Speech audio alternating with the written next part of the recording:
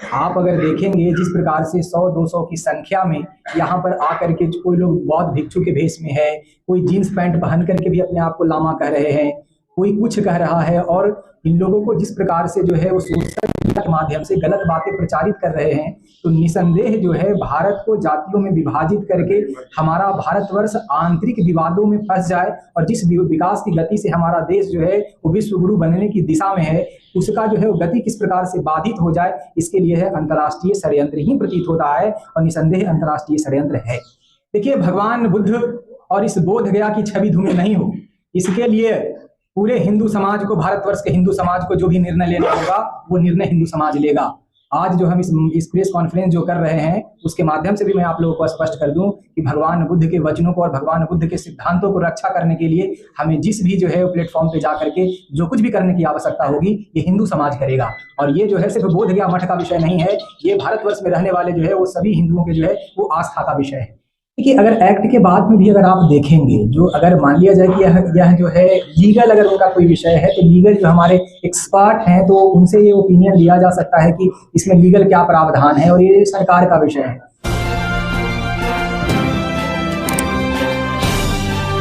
आप देख रहे हैं पब्लिक आवाज टीवी।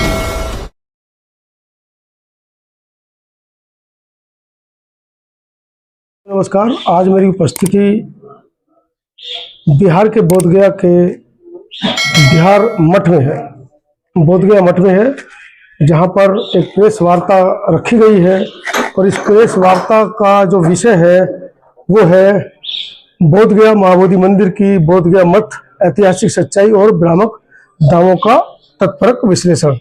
आपको बता दूं, आज 25 मार्च है और लगभग 42-43 दिन से बोधगया के दुमहान जो संबोधि गेट है वहां पर लगभग 42-43 दिन से बौद्ध भिक्षु धरने पर बैठे हैं।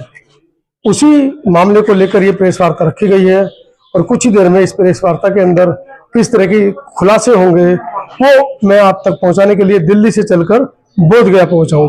थोड़ी देर में प्रेस वार्ता शुरू होगी और गुरुजी किस तरह की प्रेस वार्ता के अंदर क्या खुलासे करने वाले हैं, और हम भी दोनों हिंदू ही क्यों रहेगा, सिर्फ उसी को क्यों नहीं सौंपा जाए। ये आपने बहुत ही सुंदर जो है विषय उठाया है कि महाबोधि महाविहार में हिंदू ही क्यों रहे।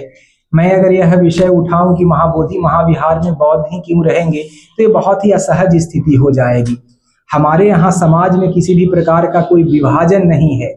जो ये विषय उठा रहे हैं तो ये प्रश्न सही ये होगा कि महाबोधि महाविहार में उसी का अधिकार होना चाहिए जो भगवान बुद्ध को आराध्य मानते हैं, उनका अधिकार नहीं होना चाहिए जो भगवान बुद्ध का आराध्य नहीं मानते हैं। तो मैं आपसे यह प्रश्न करना चाहूंगा कि क्या कोई ऐसा सदस्य है जो भगवान बुद्ध को अपना आराध्य नहीं मानता हो। वर्तमान में महाबोधि महाविहार के समिति में जितने भी सदस्य हैं वो भगवान बुद्ध को मानने वाले हैं, भगवान बुद्ध के आदर्शों पे चलने वाले हैं। तो जो ये बात कह रहे हैं हिंदू और बौद्धों में विभाजन जो कर रहे हैं, तो भविष्य में तो ये भी कहने लगेंगे कि भाई उसमें महायान शाखा के लोग न रहें, हीनयान शाखा के लोग न रहे, वज्रयान शाखा के लोग नहीं रहे। आप सभी जानते हैं कि भगवान बुद्ध के जो है विचारों को भी जो है बहुत संप्रदायों में विभक्त है। कोई जो बौद्ध संप्रदाय है भगवान बुद्ध को जो है महान गुरु के रूप में मानता है, कोई संप्रदाय भगवान बुद्ध को अवतार के रूप में मानता है, कोई संप्रदाय भगवान बुद्ध को जो है वो पुनर्जन्म में विश्वास करने वाला मानता है। तो जिस प्रकार से भिन्न भिन्न अवधारणाओं जो है उनके विचारों को लेकर के है, उसी प्रकार से जो है हिंदू समाज भी जो है भगवान बुद्ध को भगवान विष्णु के अवतार के रूप में मानता है। तो इसमें किसी भी प्रकार का कोई विरोध नहीं है। महंत जी, ये जानना चाहूंगा, जो विरोध कर रहे हैं उनकी शक्ति क्या है? मेरा जानने का मतलब है कि वो उनका अस्तर क्या है, वो क्या कोई इंटरनेशनल, नेशनल या स्थानीय है? इस संगठन क्या, उन संगठन का वैल्यू क्या है, ताल्लुक किससे रखते? देखिए, जहां तक अगर आप शक्ति की बात करते हैं तो बोध गया में एक ही शक्ति है, वो भगवान बुद्ध की शक्ति है। और भगवान बुद्ध की शक्ति सदैव अपने मानने वाले श्रद्धालुओं के साथ में है। और जहां तक बात आप ये कह रहे हैं कि क्या कोई बाहरी लोगों का इसमें हाथ है क्या, तो ये बात तो स्पष्ट है कि जिस प्रकार से वर्तमान भारतवर्ष एक होकर के दुनिया में अपना अमीट होकर के इस प्रकार का बात उठा रहे हैं। सर, मैं ये जानना चाह रहा तो जैसे कोई भी संगठन है तो एक राष्ट्रीय स्तर का संगठन होता है जिसके और जिसका बोलना काम करना वो वैल्यू रखता है। ये जो विरोध कर रहे हैं क्या किस स्तर के हैं वो, हम उसके लिए बोलने चले, हम उसकी चिंता करें, उसकी चिंता करेंगे तो नहीं। अगर वो है कोई उस तरह का संगठन है तो ये बात आपकी सारी वाजिब है कि हाँ भाई अब नहीं, ये विषय जो आप कह रहे हैं मुझे नहीं पता कि संगठन है या उनका संगठन नहीं है। सोशल मीडिया के माध्यम से जो गलत बातें प्रचारित की जा रही है, उस गलत बात प्रचारित से जो हमारा समाज भ्रमित हो रहा है, उस भ्रम की स्थिति को दूर करने के लिए आज का प्रेस कॉन्फ्रेंस रखा गया है। मुझे नहीं पता है, मैं आपके माध्यम से ही उन लोगों को भी यह विषय कहना चाहूँगा कि अगर किसी प्रकार की समस्या है तो बौद्ध धर्म में बहुत बड़े बड़े गुरु हैं, हमारे पूजनीय दलाई लामा जी हैं, हमारे कर्मापा जी हैं, या बौद्ध धर्म को मानने वाले जितने भी धर्म के गुरु लोग आते हैं उनको अपने गुरु के पास जाना चाहिए और अगर कोई विषय है तो उनको रखना चाहिए ताकि वो जो है वो समाधान कर सके। महंत जी, उनका आरोप है कि बीटी एक्ट 1949 बना था और 50वें भारतीय संविधान लागू हुआ। तो भारतीय संविधान लागू हुआ तो उससे पहले के जितने नियम कायदे कानून है वो इसमें थी खत्म हो जाते हैं और अभी तक 49 जो एक्ट है वो चल रहा है, उसको भी लेकर उन्होंने सवाल किया। देखिए, अगर एक्ट के बाद में भी अगर आप देखेंगे, जो अगर मान लिया जाए कि यह जो है लीगल अगर उनका कोई विषय है तो लीगल जो हमारे एक्सपर्ट हैं तो उनसे ये ओपिनियन लिया जा सकता है कि इसमें लीगल क्या प्रावधान है और ये सरकार का विषय है। बात ये है कि उस प्रबंधन समिति के रहने से हम लोगों के आपसी भाईचारा और आपसी प्रेम में किसी भी प्रकार का कोई विरोधाभास नहीं है। अगर इसके लीगल अथॉरिटी के बारे में अगर आप सभी के में वो समाधान या भगवान बुद्ध के विचारों से अगर प्रेरित होकर के बोध गया आते तो आप जैसा कह रहे हैं वैसा ही वो मार्ग अपनाते। उनका उद्देश्य ही जो है वो समाज को भ्रमित करके हिंदू समाज को जातियों में विभाजित करना है। अगर वो वास्तविक में समाज को लेकर के, भारतवर्ष को लेकर के इतने अगर जागरूक नागरिक रहते तो इस प्रकार का सोशल मीडिया में जो है भ्रम फैलाने के स्थान पर वो जो आधिकारिक व्यक्ति रहते उनके पास में जाकर के वो चर्चा करते। हमारे भारतवर्ष में हम लोग गुरुओं की धरती से आते हैं, हमारे यहाँ गुरु परंपरा होती है। हमारे यहाँ कोई समस्या होता है तो हम अपने गुरु और बड़े बुजुर्गों के पास जा करके उसका समाधान का मार्ग ढूंढते हैं। हम समाधान का मार्ग जो है वो गलत बातें प्रचारित करके नहीं करते हैं। तो इसमें जो है यही विषय है। स्वामी जी एक क्वेश्चन, जिस तरह से उनका डिमांड हो रहा है, अगर बिहार सरकार मान भी लेती है तो मठ का या सनातन धर्म के लोगों का क्या रूप होगा? देखिए, जहां तक आप अगर इस भारतवर्ष के अगर आप संविधान को देखेंगे तो संविधान में भी जो हिंदू धर्म की अवधारणा है उसमें जो है वो बुद्ध धर्म, जैन, सिख और हिंदू, ये सभी हिंदू हैं।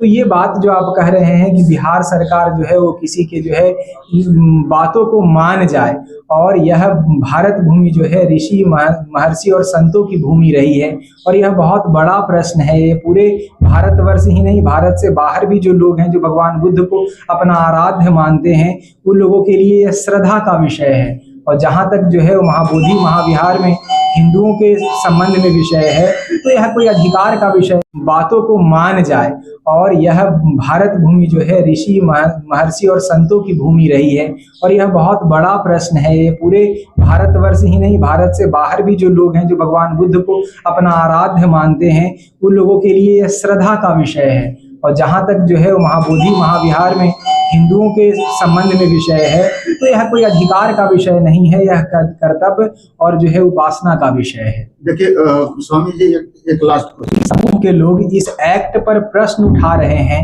वो बीटीएमसी एक्ट पर प्रश्न नहीं उठा रहे हैं। हमारे भारत निर्माण में जिन महापुरुषों की भूमिका रही है, हमारे राष्ट्रपिता महात्मा गांधी के ऊपर, जवाहरलाल नेहरू के ऊपर, डॉक्टर राजेंद्र प्रसाद के ऊपर, या जो संविधान निर्माण करने वाले हमारे जो है बाबा साहब अम्बेडकर हैं, उनके विचारों को, उनके भविष्य में जो है ध्यान में रख करके बनाए गए चीजों को, उस पर ये प्रश्न उठा रहे हैं। वर्तमान बीटीएमसी का जो स्वरूप आप देख रहे हैं, इस स्वरूप को बनाने में जो है वो बहुत बड़े बड़े महापुरुषों की भूमिका रही है। ये जैसे कि आप लोगों ने, जो हम लोगों ने शिक्षा ग्रहण की है और आप मठ में भी हम बैठे हैं, आप लोग दिए हैं, राष्ट्र और धर्म के लिए हम लोग सब कुछ निछावर करते हैं। तो जब ऐसी स्थिति है तो आप क्या संदेश दे रहे हैं? देखिए, भगवान बुद्ध और इस बोध गया की छवि धूमिल नहीं हो, इसके लिए पूरे हिंदू समाज को, भारतवर्ष के हिंदू समाज को जो भी निर्णय लेना होगा वो निर्णय हिंदू समाज लेगा। आज जो हम इस प्रेस कॉन्फ्रेंस जो कर रहे हैं उसके माध्यम से भी मैं आप लोगों को स्पष्ट कर दूं कि भगवान बुद्ध के वचनों को और भगवान बुद्ध के सिद्धांतों को रक्षा करने के लिए हमें जिस भी जो है प्लेटफॉर्म पे जा करके जो कुछ भी करने की आवश्यकता होगी ये हिंदू समाज करेगा। और ये जो है सिर्फ बोध गया मठ का विषय नहीं है, ये भारतवर्ष में रहने वाले जो है वो सभी हिंदुओं के जो है वो आस्था का विषय है। हमारा एक सवाल है कि भारत में जो समन्वय स्थापित हुआ है बौद्ध और हिंदू के बीच में, इस समन्वय की कड़ी को तोड़ने की ये कोई साजिश तो नहीं है? यह बहुत ही अंतर्राष्ट्रीय जो है इसमें षड्यंत्र है। आप अगर देखेंगे जिस प्रकार से 100-200 की संख्या में यहाँ पर आकर के कोई लोग बौद्ध भिक्षु के भेष में है, कोई जीन्स पैंट पहन करके भी अपने आप को लामा कह रहे हैं, कोई कुछ कह रहा है, और इन लोगों को जिस प्रकार से जो है वो सोशल मीडिया के माध्यम से गलत बातें प्रचारित कर रहे हैं, तो निसंदेह जो है भारत को जातियों में विभाजित करके हमारा भारतवर्ष आंतरिक विवादों में फंस जाए और जिस विकास की गति से हमारा देश जो है वो विश्व गुरु बनने की दिशा में है, उसका जो है वो गति किस प्रकार से बाधित हो जाए, इसके लिए है अंतर्राष्ट्रीय षड्यंत्र ही प्रतीत होता है और निसंदेह अंतर्राष्ट्रीय षड्यंत्र है। इसमें स्थानीय राजनीति की भूमिका, राजनीतिक पार्टियों की भूमिका को भी आप देखते हैं? नहीं, मैं चूंकि यहीं स्थानीय जो है बोध गया मठ का ही महात्मा हूं और मैं स्थानीय लोगों से मिलता हूं और यहाँ के स्थानीय जितने भी जनप्रतिनिधि हैं वो यहाँ के जो है समन्वय और आपसी प्रेम भाईचारा से बड़े ही उसके सहयोग में रहते हैं। तो स्थानीय कोई भी जनप्रतिनिधि ऐसा नहीं है कि इस विषय को वो उठाए। सरकार से रिपोर्ट है कि उसमें एक राजनीतिक पार्टी का हाँ बिल्कुल, एक जरूर देखने में आता है कि मैं नाम लेना नहीं चाहूंगा क्योंकि साधु महात्मा का काम आपस में समाज में समन्वय करना है। आप जिनका नाम ले रहे हैं, मैं भगवान बुद्ध के चरणों में यही प्रार्थना करूंगा कि उनको भी सद्बुद्धि दे और जो व्यक्ति जो इस प्रकार का नर्गल बात कर रहे हैं उनको भी भगवान जो है वो प्रेरणा दे।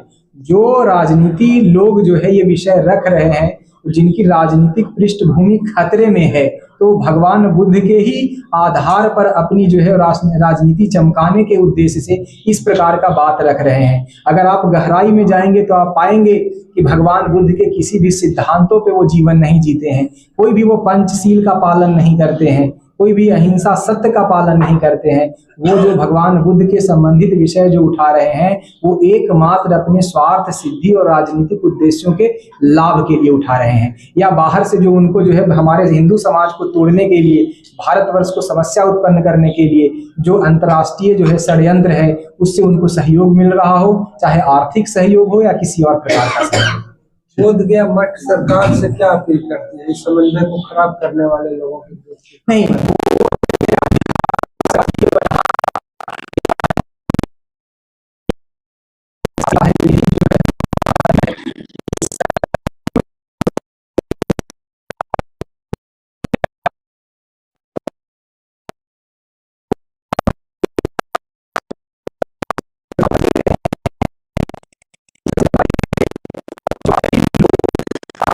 आपस में जो जातियों में विभाजन करने का प्रयास कर रहे हैं उस पर दंडात्मक कड़ी से कड़ी कार्रवाई की जा सके, जिसमें समाज जो है हमारा एक रहे, टूटे नहीं।